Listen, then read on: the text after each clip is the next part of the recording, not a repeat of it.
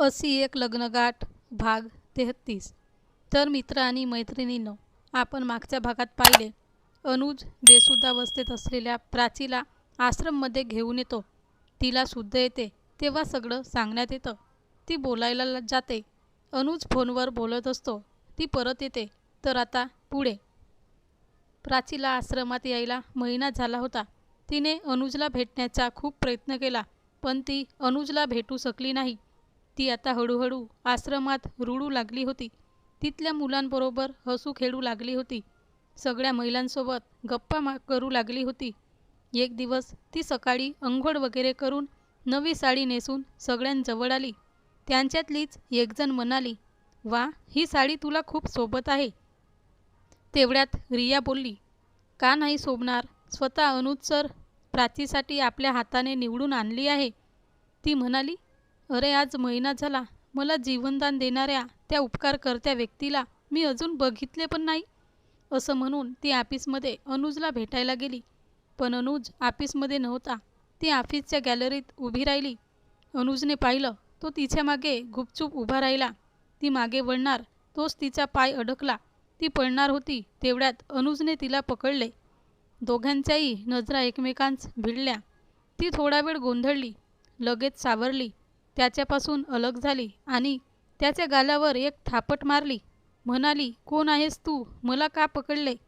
तो तिथून दुःखात चालला गेला. थोड्या वेळात तिने तिथल्याच एकाला विचारलं, "अनुज सर कुठे आहेत?" त्याने अंगणातल्या झाडाखाली खुर्चीवर बसलेल्या इसमकडे बोट दाखवले. तो पाठमोरा बसला असल्यामुळे तिला चेहरा दिसला नाही. ती मनातच म्हणाली, "थंडीचेच दिवस आहेत. मी सरांना आल्याचा चहा घेऊन जाते." ती चहा घेऊन गेली. मागून आरोळी देणार तेवढ्यात तिला ऐकू आले की अनुज आकाशाकडे तोंड करून काहीतरी बोलत होता. तिने नीट ऐकलं. अनुज बोलत होता, "ओ प्राची, का गेलीस मला एकट्याला सोडून? प्लीज ये ना. मी नाही राहू शकत तुझ्याशिवाय." तिने त्याच्या तोंडून हे शब्द ऐकताच तिच्या हातून कप बसी खाली फेकली गेली. बसी फुटल्याचा आवाजाने तो दचकला आणि बाणावर आला. प्राची बोलली, "अरे, मी तुम्हाला आत्ताच थापट मारली मध्येच. तुम्ही तेच आहात ना?" अनुज काही बोलण्यासाठी तोंड उघडतो तेवढ्यातच तिथे शांता आणि रिया येतात. तिला घेऊन जातात आणि तिला बजावतात की हेच अनुज सर आहेत. तू त्यांच्यापासून थोडं दूरच राहा. ते खूप संतापी स्वभावाचे आहेत. एवढं सांगून ते निघून जातात. प्राची विचार करत तिथेच उभी असते. तेवढ्यात तिथे एक विधवा स्त्री येते. ती प्राचीला विनवण्या करते की मला इथं राहू द्या. माझा नवरा मेल्यानंतर सासरवाल्यांनी मला घरातून बाहेर काढले. प्राचीला तिच्या स्वतःच्या आयुष्याची आठवण होते. ती त्या विधवा बाईला आश्रमात घेते. ती बाई 2 दिवसांपासून उपाशी असते. तिला ती जेवणाचं ताट वाढून आणते आणि तिच्यासमोर ठेवते. तेवढ्यात शांता आणि रिया येतात. त्या बाईच्या पुढून जेवणाचे ताट उचलून घेतात आणि जोरात ओरडतात, "हिला इथं कुणी आणलं? इथे फक्त अनाथ महिला, ज्यांना नवऱ्याने सोडून दिलं, किंवा अनाथ मुलं, फक्त यांच्यासाठीच हा आश्रम आहे.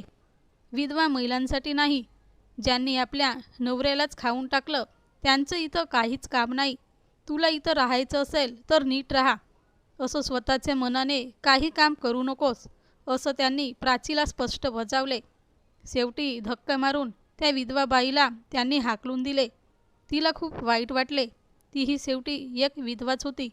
तिला वाटलं, जर मी माझ्याबद्दल सांगितलं तर अनुज सर मलाही बाहेर काढेल. काय करू, कुठं जाऊ? ती चिंतेत पडली. प्राचीच्या मनात आलं, मी सुद्धा विधवा आहे, पण सगळ्यांना लग्नाच्या जोड्यात मिळाल्यामुळे कोणाला माहीत नाही. तिच्या मनात अनुजविषयी नफरत तयार झाली. तिला वाटलं की मी अनुज सरांना चांगलंच म्हणून ठेवलं होतं, पण विधवा स्त्रियांचा तेही तिटकारा करतात. शांताने प्राचीला विचारलं, "का गं, तू मला जेव्हा मिळाली तेव्हा लग्नाच्या जोड्यात होती. लग्नामधून पळून आली होती की काय?" ती काहीच बोलली नाही. शांता आणि रियाने ठरवलं की काहीतरी गोड बंगाल आहे, बघायला हवं. एक दिवस ती रूममध्ये असताना त्या तिच्या रूम बाहेर उभ्या राहून आत ढुंकून बघत होत्या. तेवढ्यात अनुजने त्यांना हटकले. शांता, रिया, तुम्ही इथं काय करत आहात? निघा इथून, तुमचे काम करा. त्या घाबरून पडाल्या. 2 दिवसांनी अनुज पण एका महिन्यासाठी बाहेरगावी गेला. शांता आणि रियाला तर आनंदच झाला. एक दिवस प्राची बाहेर गेली असताना त्या तिच्या रूममध्ये गेल्या.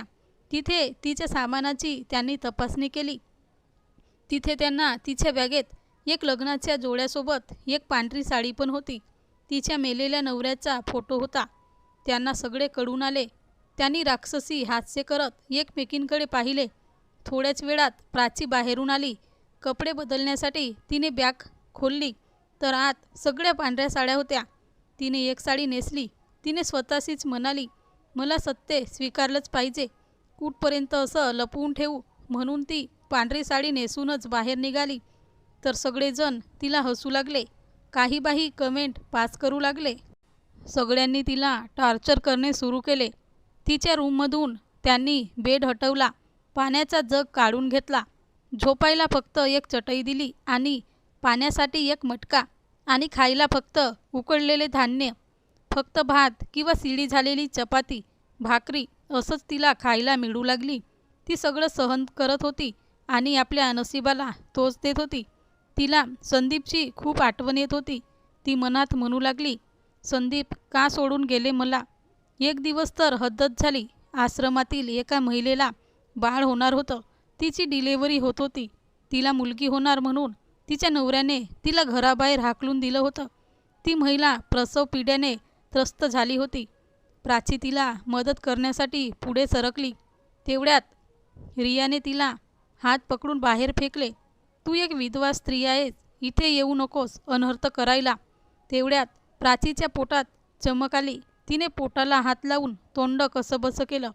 ते पाहून एकदमच सगळ्यांचं लक्ष तिच्या पोटाकडे गेलं.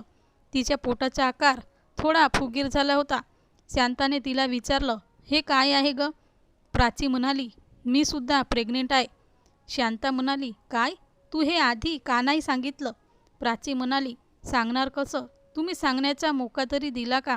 आणि किती जनावरासारखं वागत आहेत मला. तेवढ्यात रिया हसू लागली. सगळ्यांना तिने ओरडून सांगितले, अगं बघा सगळ्यांनी, एका विधवा बाईलासुद्धा बाळ होणार आहे. तिला सगळे टोचून बोलू लागले. काय ग, कुठे सेन खायला गेली होती? शांता म्हणाली, अगं मला तर वाटते तिच्या यारने आणि हिने मिळूनच तिच्या नवऱ्याचा काटा हिने काढला असला पाहिजे. तिच्याने ऐकवत नव्हते. एवढे खराब शब्द सगळे मिळून तिला बोलत होते. शेवटी रियाने तिला लोटून दिले आणि सांगितले, जा इथून, तुझे इथे काही काम नाही. जर अनुज सरांना माहिती पडलं तर तुला स्वतःच्या हाताने धक्के मारून काढून देतील. त्याच्यापेक्षा जा इथून. ते येण्याचे अगोदर तोंड काळं कर. रियाने लोटल्याबरोबर प्राची अनुजच्या कुशीतच पडली. नेमकं त्याच वेळेस अनुज तिकडून आला होता. त्याने हे सगळे दृश्य पाहिले. त्यांनी रियाला व शांताला चांगलेच खडसावले. सांगितले, निघून जा इथून. त्या दोघीही गयावया करू लागल्या, माफी मागू लागल्या. त्यांनी बोर्ड काढून बोर्डावर स्पष्ट लिहून दिलं होतं की इथे विधवा स्त्रियांना मनाई आहे. ते पाहून अनुजची नस तडकली. तो बोलला, हा बोर्ड का लावला इथे? त्यांनी तो बोर्ड काढला. अनुजच्या प्राचीच्या पाया पडू लागले, माफी मागू लागले. प्राचीला तेव्हा समजले की ही अनुजची नाही तर रिया आणि शांताची चाल होती फक्त. अनुजला यांच्यातलं काहीच माहिती नव्हतं. तर मित्र आणि मैत्रिणींनो, हा भाग कसा वाटला कमेंटमध्ये सांगा आणि सबस्क्राईब करा.